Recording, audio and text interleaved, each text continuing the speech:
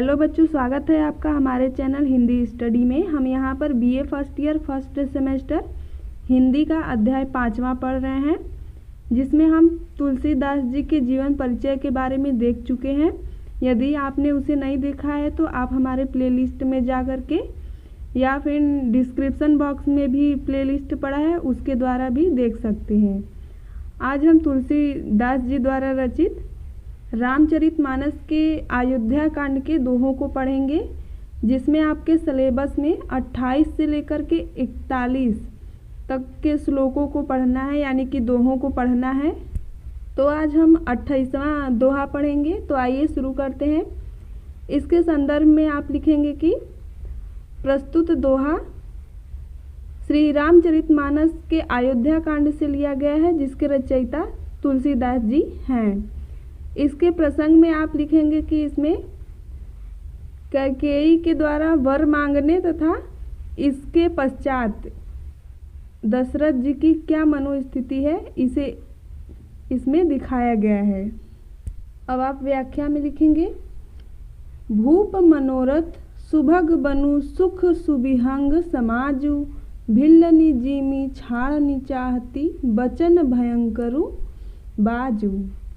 भूप मनोरथ सुभग बनु, यानी कि जो राजा का मनोरथ यानी कि इच्छाएं हैं वो सुभग बनु यानी सुंदर वन है, यानी कि वो चाहते हैं कि जो उनकी प्रजा है, एक जिस प्रकार से एक सुंदर वन दिखाई देता है उस प्रकार से उनकी प्रजा भी रहे।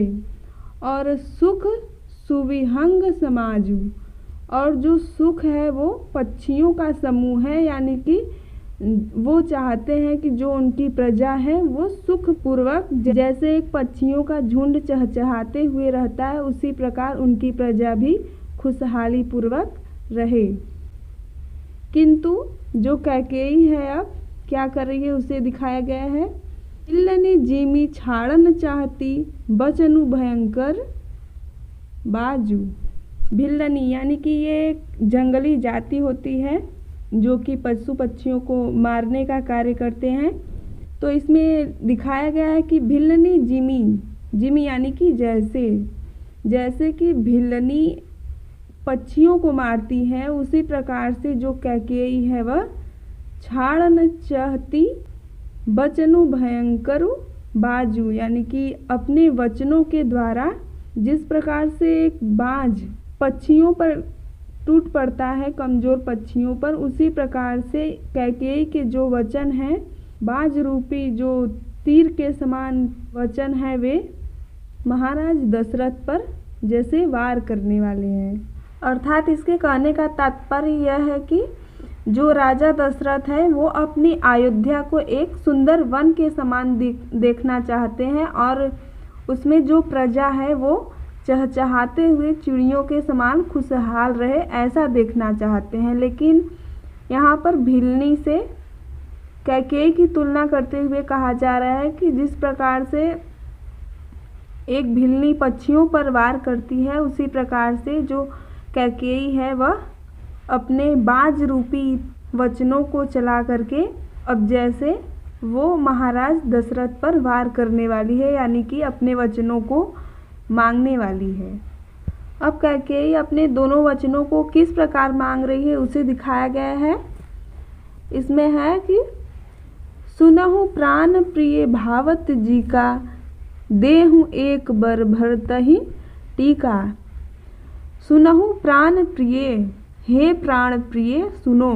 महारानी कैकेयी महाराज दशरथ से कह रही है कि हे प्राण प्रिय सुनिए, भावत जी का, जो मेरे जी को, मेरे मन को भाने वाला हो, देहु एक बर भरतहि टीका, यानी कि एक ऐसा वर दे दीजिए, यानी कि मेरे भरत का टीका यानी राज तिलक कर दीजिए। भागऊ दूसर बर कर जोरी, यानी कि भागऊ यानी मांगती हूँ, दूसर बर कर जोरी, दूसरे वर को भी कर जोड़ करके अपने हाथ को जोड़ करके मांग रही हूँ। पर रुवहूँ यानी पूर्ण कीजिए, नाथ मनोरथ भोरी, भोरी मतलब मोरी, हे नाथ मेरे इस मनोरथ को, मेरी इस इच्छा को पूरी कीजिए। अब वे दूसरे वर में मांग रही हैं कि जो राम है उन्हें तापस वेश विशेष उदासी 14 बरिस राम बनवासी, यानी कि तापस वेश में तपस्वियों के वेश में विशेष उदासी यानी कि विशेष रूप से उदासी यानी कि मुनियों के वेश में 14 बरिस राम बनवासी यानी कि राम को 14 वर्ष का वनवास दे दीजिए। सुनि सहमि वचन भूपहिय शोकु।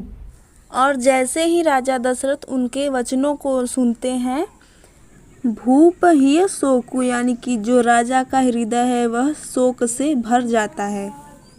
शशिकर छुअत विकल जिमि कोकु, यानी कि जिमि कोकु जैसे कि कोकु यानी कि जो चकवा चकवी पक्षी होते हैं, शशिकर छुअत यानी कि चंद्रमा की किरणें उन्हें जैसे ही छूती हैं वे जिस प्रकार से विकल यानी कि व्याकुल हो उठते हैं, उसी प्रकार से महाराज दशरथ भी अपने प्रिय पुत्र श्री राम से बिछड़ने के भय से व्याकुल हो रहे हैं।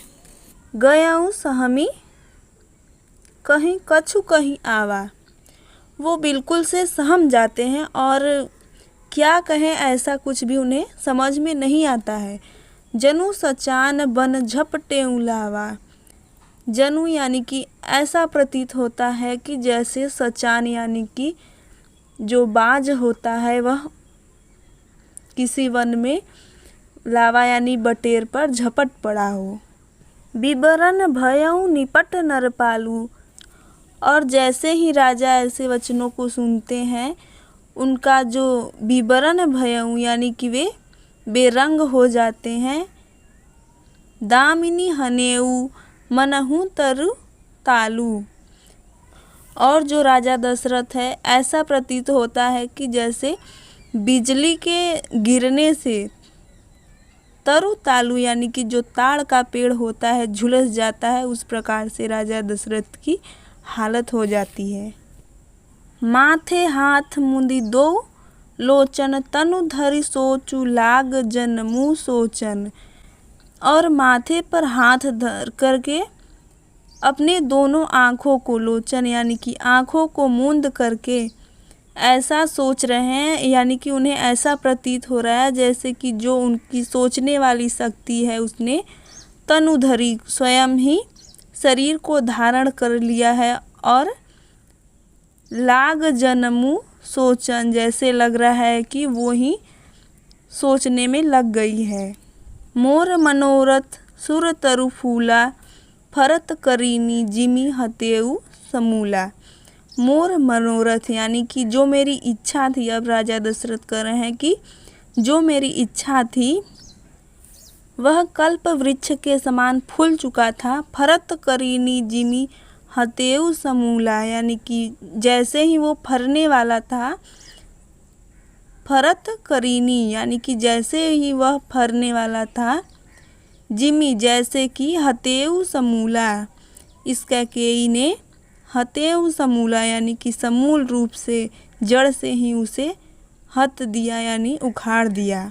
अवध उजारी किन्हीं कैकेयी, यानी कि जो अवध है उसे इस कैकेयी ने उजाड़ दिया यानी कि अब तो बर्बाद कर दिया। दिन ही सी अचल विपत्ति के नेई, और यहीं से जो विपत्ति का नींव है इसने रख दिया, जिसे कि अब अचल यानी कि टाला नहीं जा सकता है।